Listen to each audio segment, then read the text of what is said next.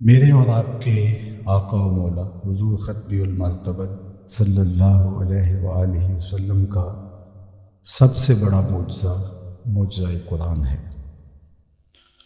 اور گزشتہ 3 سے 4 جمعات المبارک میں اس موضوع پر گفتگو آپ سماعت کر رہے ہیں۔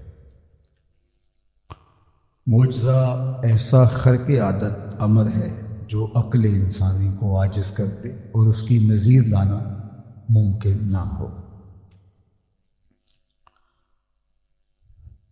اللہ کے محبوب علیہ السلام کا سب سے بڑا معجزہ قرآن ہے، اور دوسرا بڑا معجزہ جو حضور کو عطا کیا گیا وہ معجزہ معراج ہے۔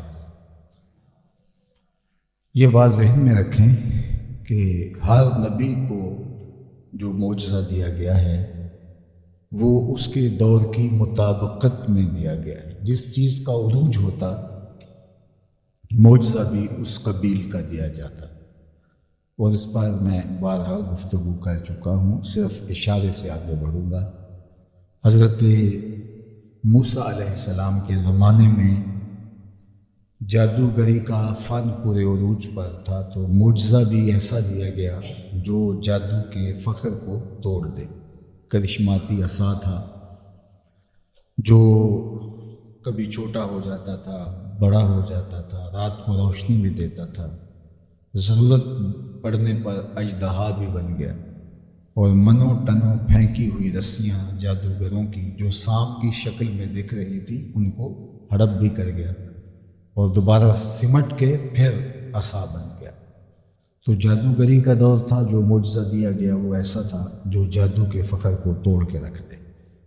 حضرت داؤد علیہ السلام کا زمانہ آہن گری کا زمانہ تھا، لوہے کی صنعت پورے عروج پر تھی۔ لوہے کو گرم کیا جاتا، ڈھالا جاتا، پھر اس کے اوزار ظروف بنائے جاتے۔ تو حضرت داؤد علیہ السلام کو اس زمانے میں اللہ نے یہ معجزہ عطا کیا کہ وہ لوہے کو ہاتھ میں لیتے موم کی طرح نرم ہو جاتا، اور پھر جس طرح چاہتے اس کو اس شکل میں متشکل کر دیتے۔ حضرت عیسیٰ علیہ السلام کا زمانہ طب یونانی کے عروج کا زمانہ تھا۔ بڑے بڑے اطباء نے بڑے کرشمے کر دکھائے تھے، اور ہر مرض کی تدبیر، تشخیص، علاج، معالجہ دریافت کر لیا تھا، سوائے 3 امراض کے۔ مادرزاد اندھے کی آنکھوں میں روشنی نہیں رکھ سکتے تھے، کوڑی کے جسم کو شفا نہیں دے سکتے تھے، تیسرا ان کے پاس موت کا علاج نہیں تھا۔ تو اللہ نے حضرت عیسیٰ علیہ السلام کو ان تینوں مرضوں کا علاج دے کر بھیجا۔ وہ کوڑی کے جسم پہ ہاتھ پھیرتے، شفا ہوتی، نابینا کی آنکھوں پہ انگلیاں رکھتے، روشنی اتر آتی، اور مردے کو ٹھوکر مارتے وہ اٹھ کے باتیں کرنے لگ جاتا، حتیٰ کہ مٹی کے پرندے بناتے اور پھر ان کو پھونک مارتے وہ پھڑپھڑانے لگ جاتے۔ تو ہر نبی کا معجزہ ایسا تھا، جو دور تھا اس دور کا توڑ کہہ دیجیے، اس دور کے افتخار کو نبی کا معجزہ سرنگوں کرتا تھا۔ جب میرے اور آپ کے آقا و مولا حضور علیہ الصلوۃ والتسلیم تشریف لائے تو یہ زبان و بیان کا زمانہ تھا۔ گھر گھر شاعر، ادیب اور فلسفی اور بڑے بڑے زبان آور لوگ پائے جاتے تھے، اور عام گھریلو خواتین کو بھی سینکڑوں اشعریات تھے اساتذہ سخن کے۔ جو شاعر نہیں بھی تھے تو وہ سخن فہم ضرور تھے۔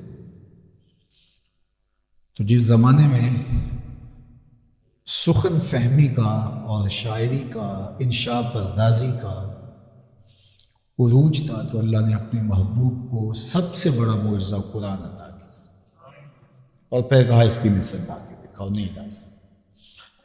اب حضور علیہ السلام کا معجزہ، حضور علیہ السلام کا دور 2 4 10 سالوں پہ، 20 سالوں پہ، 50 سالوں پہ محیط نہیں تھا کہ اس دور میں جس چیز کا عروج ہو معجزے نے اس کو سرنگوں کر دیا ہو، اور پیغمبر کی عظمت نصف النہار کی طرح چمکتی لوگوں کو دکھائی دی ہو۔ حضور کا دور تو قیامت تک ہے، اور صرف زبان و بیان نے ہی عروج نہیں پانا تھا، مختلف ادوار میں مختلف چیزوں نے عروج پانا تھا۔ تو اس لیے حضور علیہ السلام کو معجزات بھی کئی دیے گئے۔ علماء نے جو تعداد لکھی ہے باقاعدہ کتب اس پر موجود ہیں معجزات النبی پر، وہ 1200 تعداد ہے، لیکن اس کے علاوہ بھی بہت سارے معجزات ہیں جو ضبط تحریر میں نہیں آئے۔ تو ہر دور کی اٹھان دیکھ لیجئے، پھر حضور علیہ السلام کے معجزات کی فہرست دیکھ لیجئے، آپ کو پتہ چلے گا ہر دور کے فخر کو میرے پیغمبر کے معجزات توڑتے دکھائی دیتے ہیں۔ لیکن دو دور حضور کے انتہائی اہم تھے، ایک جب تشریف لائے حضور کا ابتدائی دور، اور ایک قرب قیامت کا زمانہ۔ اپالو 11 کے ذریعے سے لوگوں نے چاند پر جانے کی بات کرنی تھی، اور اس طرح انسان کے عروج اور ارتقاء کی کہانیاں دنیا کے سامنے آنی تھی۔ تو اللہ تعالیٰ نے اپنے محبوب کو دوسرا بڑا معجزہ معراج دیا کہ انسان ترقی کرتا ہوا چاند سے مریخ تک بھی پہنچ جائے، لیکن وہاں اس کا تصور بھی نہیں پہنچ سکتا جہاں میرے رسول کے قدم گئے۔ کوئی فلک تے رہ یار گیا، کوئی جا سدرہ تے ہار گیا، ایک کالیاں زلفاں والا سی جڑا عرش نویں لنگ پار گیا۔ ان رفعتوں تک پہنچے جو انہی کا مقصود تھا، بلکہ کوئی بھی مخلوق وہاں تک نہیں پہنچ سکی جہاں میرے حضور علیہ السلام پہنچے۔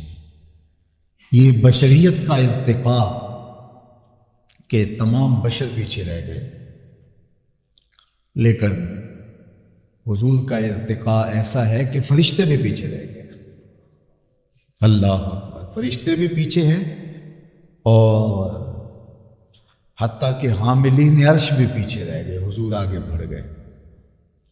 فرشتوں کا سردار اور امام، مقتدا، بیت المعمور کا خطیب، ہر نبی کا صحابی، سید الملائکہ حضرت جبریل امین، جن کی عظمتوں کے کیا کہنے، طائر سدرہ نشین، وہ بھی سدرہ پہ جا کے ہاتھ جوڑ کے کھڑے ہو کے عرض گزار ہوتی ہیں، لو دنوت خطوۃ لہ ترکت، اگر میں ایک قدم بھی آگے بڑھوں تو جل کے راکھ ہو جاؤں۔ تجلیات کا وفور اتنا ہے، آگے جانا میرے بس کا روگ نہیں ہے۔ بدو مفت سالار بیت الحرام، کہ حاملے وہی برتر خرام، جو در دوستی مخلصم یافتی، انانم ز صحبت چرا تافتی۔ وہاں پہنچ کے حضور نے کہا، اے وہی لانے والے اب آنا آگے۔ بدو گفت سالار بیت الحرام، اے حاملے وہی برتر خرام، تو وہی اوپر سے لایا کرتا تھا، اب آنا چلتے ہیں اوپر۔ تو اس نے آگے سے کیا کہا، اگر یک سر موئے برتر پرم، فروغ تجلی بسوزت پرم، اگر میں ایک قدم بھی آگے بڑھوں تو تجلیات کے وفور سے میرے پر جل جائے، آگے میں نہیں جا سکتا۔ پھر حضور علیہ السلام گئے، کہاں تک گئے جہاں کسی کا تخیل بھی نہیں پہنچ سکتا۔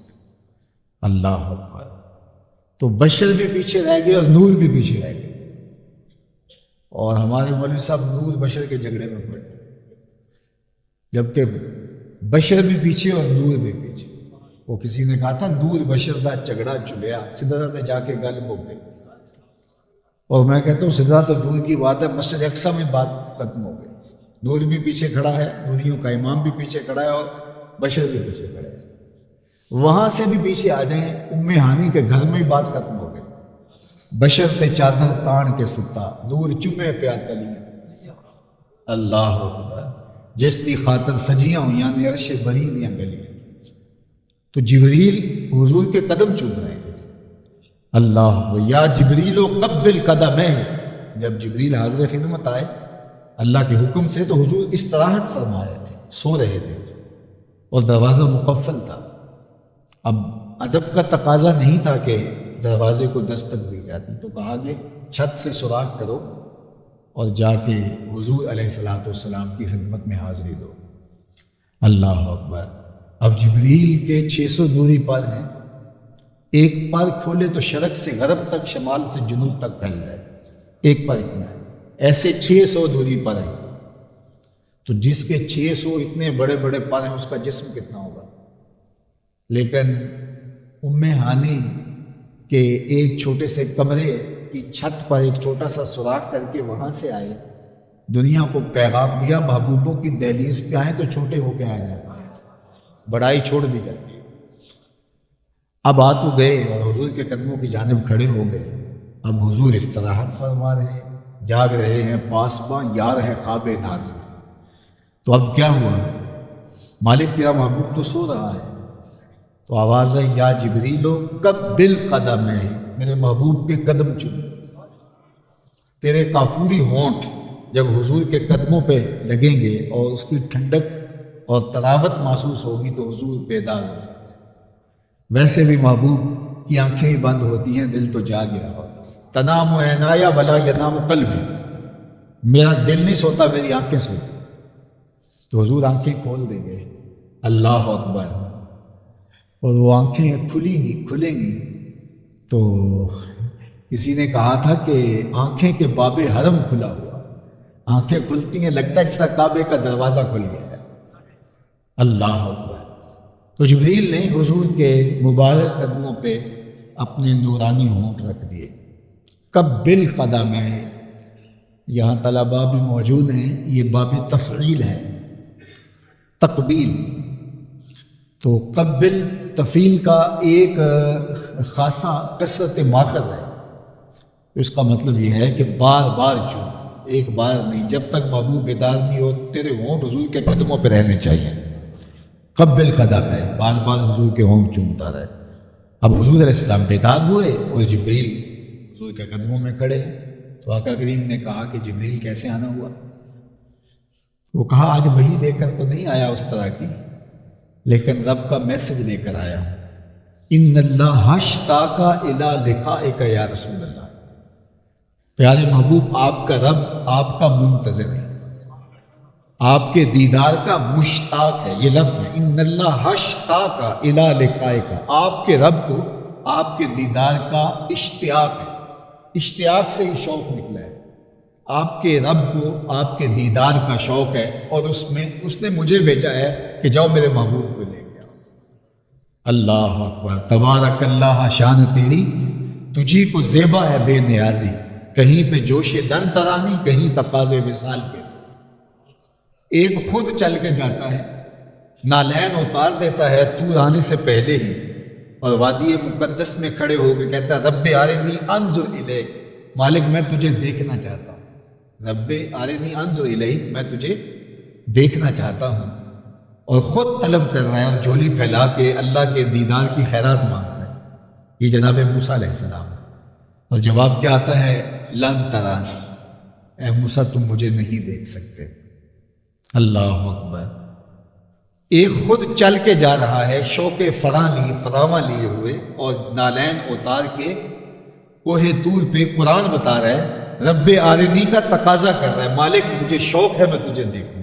علماء نے کہا کہ جب کہہ دیا کہ لن ترانی تم نہیں دیکھ سکتے، تو حضرت موسیٰ پھر بھی کہہ رہے تھے کہ مالک میں تجھے دیکھنا چاہتا ہوں۔ تو یہ کیوں ایسا ہوا؟ تو کہا کہ اللہ کا کلام سنا تھا، تڑپ تھی، جس کے کلام میں اتنی لذت ہے، دیدار کا مزہ کیا ہوگا؟ تو کہا میں تجھے دیکھنا چاہتا ہوں۔ تو جواب کیا ہے؟ لن ترانی، تم نہیں دیکھ سکتے۔ تو ایک چل کے آیا، خود تقاضا کرتا ہے، جھولی پھیلا کے دیدار مانگتا ہے وہ بھی پیغمبر، اور اسے کہا جا رہا ہے لن ترانی، اور ایک سو رہا ہے، اور جبریل کہہ رہا ان اللہ اشتاق الی لقائک یا رسول اللہ، حضور آ جائیے نا، عرش کی گلیاں سجی ہیں آپ کے لیے۔ تبارک اللہ، شان تیری تجھی کو زیبا ہے بے نیازی، تبارک اللہ شان تیری تجھی کو زیبا ہے بے نیازی، کہیں پہ جوش لن ترانی، کہیں تقاضے وصال کے تھے۔ کوئی چل کے آتا ہے تو کہا جاتا ہے کہ نہیں تم نہیں دیکھ سکتے، اللہ اکبر۔ لیکن حضرت موسیٰ تھے کہ انہوں نے کہا مالک میں تو دیکھنا چاہتا ہوں، پیغمبر بھی تھے اور لاڈلے پیغمبر تھے، اور اللہ تعالیٰ سے کہا کہ مالک میں تو دیکھنا چاہتا ہوں۔ اچھا دیکھنا چاہتے ہو تو پھر اس طرح کرو، اس پہاڑ کو دیکھو، انظر الی الجبل، اس پہاڑ کو دیکھو، اگر یہ اپنی جگہ پہ کھڑا رہا فسوف ترانی، تو تم مجھے دیکھ لو۔ تو حضرت موسیٰ علیہ السلام نے اس پہاڑ کو دیکھنا شروع کیا، تو اللہ نے اپنی تجلی صفاتی کا پرتو اس پہاڑ پہ ڈالا۔ قرآن میں سارا واقعہ موجود ہے، اللہ تعالیٰ نے اس پہاڑ پہ اپنی تجلی ڈالی۔ پھر کیا ہوا؟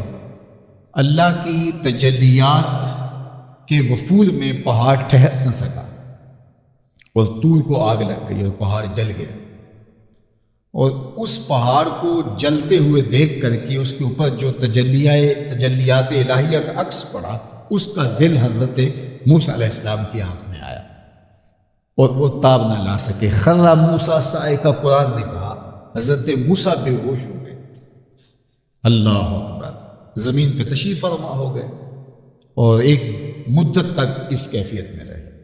پھر اللہ تعالیٰ جل شانہ کے حکم سے ان کو دوبارہ جو ہے وہ ہوش میں لایا گیا، تو کہا کہ مالک میں توبہ کرتا ہوں، میں رجوع کرتا ہوں تیرے حضور، جو میں نے تقاضا بھی کیا مجھے نہیں کرنا چاہیے تھا، لیکن شوق اتنا تھا کہ تقاضا کیا، اور اللہ تعالیٰ نے تجلی صفاتی، تجلی ذاتی نہیں، میرے جملوں پہ آپ کا غور ہو، تجلی ذاتی نہیں، تجلی صفاتی، تجلی صفاتی ہی بھی نہیں، تجلی صفاتی کا پرتو، عکس، سایہ، ذل پہاڑ پہ ڈالا، اور وہ بھی سوئی کے نکے کے کروڑویں حصے کے برابر، اور پہاڑ پر منعکس ہو کے وہ تجلی پھر حضرت موسیٰ پہ آئی، تو حضرت موسیٰ اس کی بھی تاب نہ لا سکے۔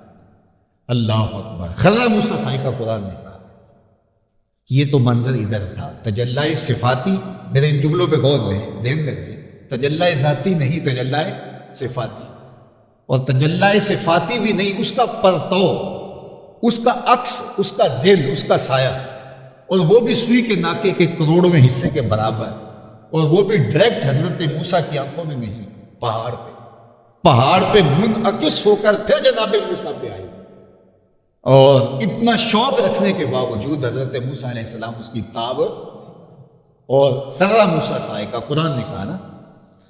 اب یہ تو ایک پہلو ہے اور یہ قرآن نے بتایا، اور دوسری جانب میرے حضور نے معراج کی شب کھلی آنکھوں سے، تجلی صفاتی نہیں ہے، تجلی ذاتی کو کھلی آنکھوں سے دیکھا، جی بھر کے دیکھا، بار بار دیکھا، 18,000 سالوں کے برابر کا عرصہ اس منظر میں رہے۔ اب وہاں تو خر موسیٰ صاعقہ ہے، اور یہاں کیا ہے؟ قرآن پڑھ لیا، سورہ نجم، ما زاغ البصر وما طغى۔ اللہ نے کہا محبوب نے آنکھ بھی نہیں چلی، ما زاغ البصر وما طغى، یعنی نہ تو آنکھ چندھیائی اور نہ حد ادب سے آگے بڑھی۔ ایک ہوتا ہے کہ جو ہے وہ بے باکی سے دیکھنا، وہ بھی نہیں، ادب تھا آنکھ میں، اور دوسرا یہ ہے کہ تجلیوں کے وفور سے آنکھ چندھیا جاتی ہے۔ دوپہر کے وقت سورج کی طرف دیکھیں تو چند سیکنڈ کے بعد آپ کی آنکھوں میں پانی اترنے لگے گا، آپ سورج کو نہیں دیکھ پائیں گے، حالانکہ یہ کتنے پردوں میں ہمارے تک پہنچ رہا ہے، لیکن اس سورج کے عکس کو بھی ہماری آنکھیں نہیں دیکھ سکتی۔ تو وہ جمال خدا کا کیا نور ہوگا۔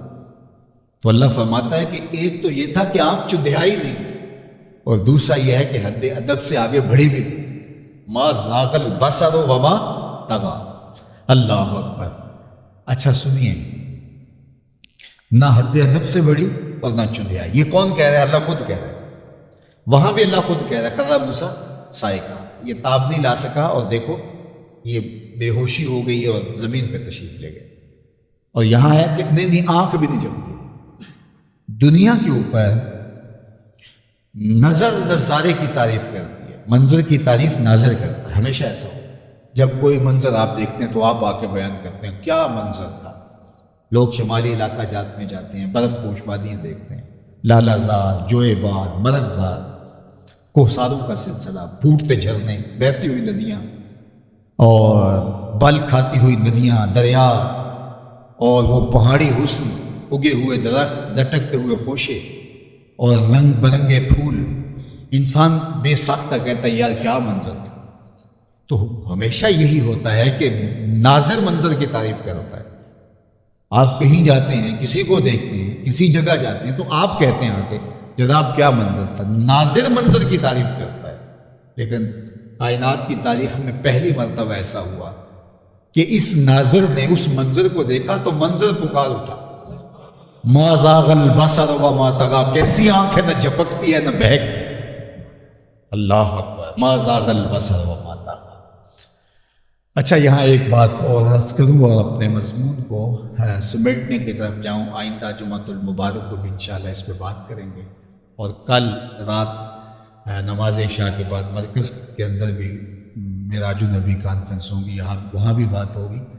تو صرف یہ ایک بات سن لیجئے کہ حضور علیہ السلام نے وہ جلوہ جہاں آرا دیکھا، حضرت موسیٰ نے بھی دیکھا، آپ نہ لا سکے اور یہاں آنکھ بھی نہیں چمکی، نظارہ دونوں نے دیکھا۔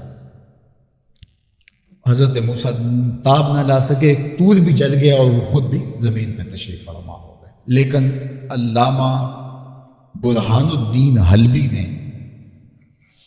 سیرت حلبیہ کے اندر لکھا کہ حضرت موسیٰ علیہ السلام نے اللہ کے جلوے دیکھے تو تھے، الگ بات ہے تاب نہ لا سکے، تجلی ذاتی نہ صحیح، تجلی صفاتی صحیح، تجلی صفاتی نہ صحیح، اس کا عکس صحیح، اس کا عکس وہ بھی پہاڑ سے منعکس ہو کے پھر آیا، تو دیکھا تو صحیح اللہ کی تجلی صفاتی کے عکس کو، اور تاب بھی نہ لا سکے، لیکن اس کے باوجود اللہ کے دیدار کا سرما تو آنکھ میں لگ گیا، اور نظر اتنی تیز ہو گئی کہ کالی رات کے اندھیرے میں کالے پتھر پر کالی چونٹی کو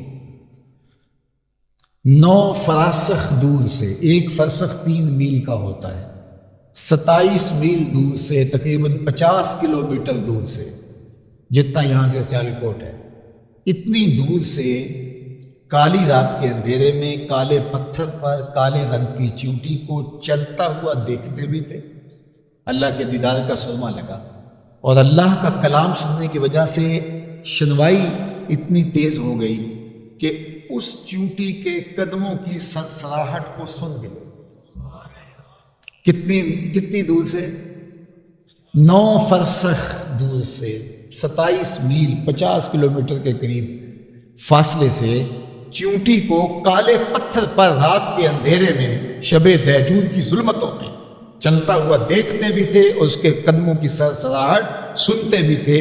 یہ برکت تھی اللہ کے دیدار کا سرما آنکھوں میں لگنے کی وجہ سے، اور اللہ کے کلام کے سننے کی وجہ سے شنوائی اتنی بڑھ گئی۔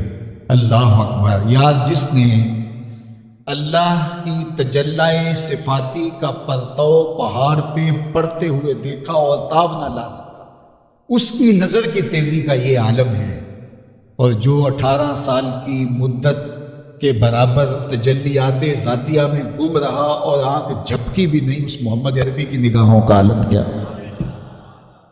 اسی لیے میرے حضور نے فرمایا، یہ بخاری کی روایت ہے، انی ارا ما لا ترون واسمع ما لا تسمعون، جو میں دیکھتا ہوں تم نہیں دیکھتے، اور جو میں سنتا ہوں وہ تم نہیں سنتے۔ اللہ اکبر! جو میں دیکھتا ہوں وہ تم نہیں دیکھتے، اور جو میں سنتا ہوں وہ تم نہیں سنتے۔ تو جو سماعت اللہ کے محبوب کی ہے، اللہ اکبر! میرے والد گرامی رحمۃ اللہ تعالی علیہ فرمایا کرتے تھے، ترمذی کی روایت ہے، کہ جب بند کمرے میں میاں بیوی آپس میں الجھ پڑتے ہیں، ہو جاتا ہے، اور خاتون شوہر کو تانا دیتی ہے کہ جب سے تیرے گھر میں آئی ہوں مجھے تو چین ہی نہیں ملا، اور وہ مسکین شخص جو ہے وہ اس کو مطمئن کرنے کی کوشش میں لگا رہتا ہے، تو اس مرد صالح کی بننے والی بیوی حور جنت سے اس منظر کو دیکھتی اور سنتی بھی اور جواب بھی دیتی ہے۔ حدیث میں اس کا جواب مذکور ہے، اور وہ کیا کہتی ہے؟ قاتلک اللہ، تیری خرابی ہو، کیوں اس کو ستا رہی ہے، یہ تو میرا شوہر۔ یہ کون کہتی ہے؟ حور۔ کہاں سے کہتی ہے؟ جنت سے۔ اور جنت کہاں ہے؟ 7 آسمانوں سے آگے سدرہ کے آس پاس۔ 500 سال تک تازی گھوڑا سرپٹ دوڑے تو پہلے آسمان تک پہنچے، پھر اتنی موٹائی، پھر 2 آسمانوں کے درمیان فاصلہ، پھر موٹائی، پھر فاصلہ، اور پھر کہیں جا کے جنت، اور جنت میں لگا ہوا خیمہ، خیمے میں بیٹھی ہوئی حور وہاں سے دیکھتی بھی ہے ان کی لڑائی کی آواز کو سنتی بھی ہے اور جواب بھی دیتی ہے۔ اور حور کون ہے؟ میرے نبی کے غلام کی بننے والی بیوی ہے۔ جب میرے نبی کے غلام کی جو خادمہ ہے اس کی سماعتوں کا عالم یہ ہے کہ وہ وہاں سے دیکھتی ہے، مدینہ تو دور ہی نہیں۔ انی ارا ما لا ترون واسمع ما لا تسمعون، جو میں دیکھتا ہوں وہ تم، اور جو میں سنتا ہوں وہ تم نہیں سنتے۔ صحیح حدیث ہے، صحیح حدیث۔ حضور علیہ السلام تشریف فرما تھے، نماز استسقاء پڑھانے لگے۔ جب بارش نہ ہو رہی ہو تو اس وقت جو نماز بارش کی دعا کے لیے پڑھی جاتی ہے اس کو صلاۃ الاستسقاء کہتے ہیں، بارش طلب کرنے کی نماز۔ تو حضور نماز استسقاء پڑھانے لگے تو حضور ہاتھ آگے بڑھا لیا، بخاری کی روایت ہے، باقی کتب حدیث میں ہاتھ آگے بڑھا لیا، پھر حضور نے ہاتھ پیچھے کھینچ لیا۔ تو چونکہ الگ سے نماز تھی تو بعد میں صحابہ نے پوچھا کہ حضور یہ کوئی نماز کا حصہ ہے یوں ہاتھ آگے بڑھانا اور ہاتھ پیچھے کرنا؟ فرمایا نہیں ایسا نہیں ہے۔ تو پھر آپ نے کیوں کیا؟ کہا وہ اصل جنت میں کھجوروں کا ایک خوشہ لٹک رہا تھا اور میں تمہارے لیے توڑنے لگا تھا، اور اگر میں توڑ لیتا تم قیامت تک کھاتے رہتے، ختم نہ ہوتا۔ پھر میں نے نہیں توڑا، میں نے کہا چلو قیامت کے دن سے۔ کھڑے کہاں ہیں حضور؟ مدینہ المنورہ۔ ہاتھ کہاں پہنچا؟ جنت میں، اور جنت کے کی کھجور پر لٹکتے ہوئے خوشے تک۔ اللہ اکبر۔ اور جنت کی جو کھجوروں کا قد ہے وہ 500 سال کی اونچائی ہے۔ اللہ اکبر۔ وہاں لٹکتے ہوئے خوشے تک مدینے میں کھڑے ہو کے حضور کا ہاتھ پہنچا۔ حضور نے پھر کھینچ لیا کہ نہیں، کل قیامت ہوئی سے۔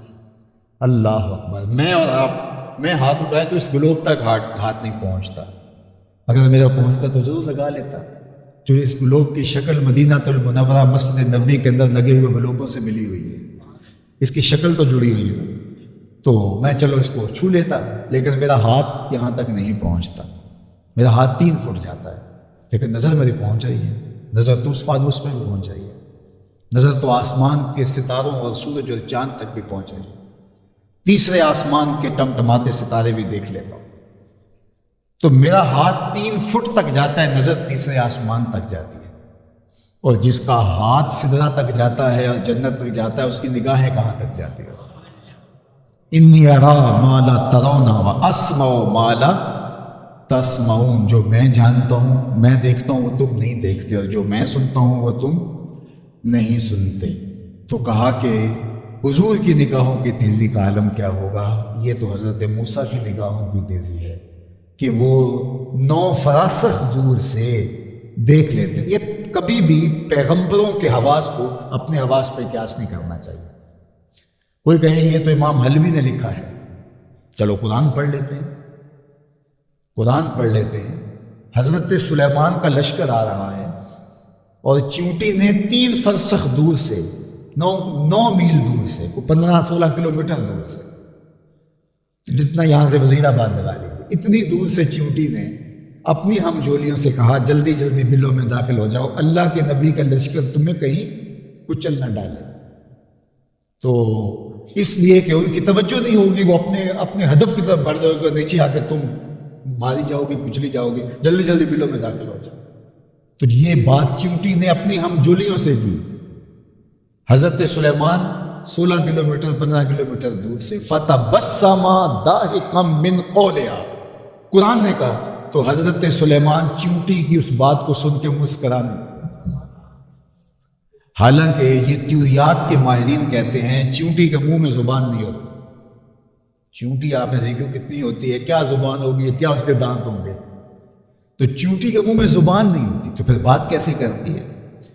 اس کے 3 حصے ہوتے ہیں بدن کے، اور جو سر والا حصہ ہوتا ہے اس کے ساتھ باریک سے 2 ریشے ہوتے ہیں، مہین سے 2 بال ہوتے ہیں، اور جب اس نے بات کرنی ہوتی ہے ان بالوں کو آپس میں ملا کے ٹکراتی ہے، تو وہ ٹکر سے جو آواز پیدا ہوتی ہے اس سے وہ میسج کنوے کرے۔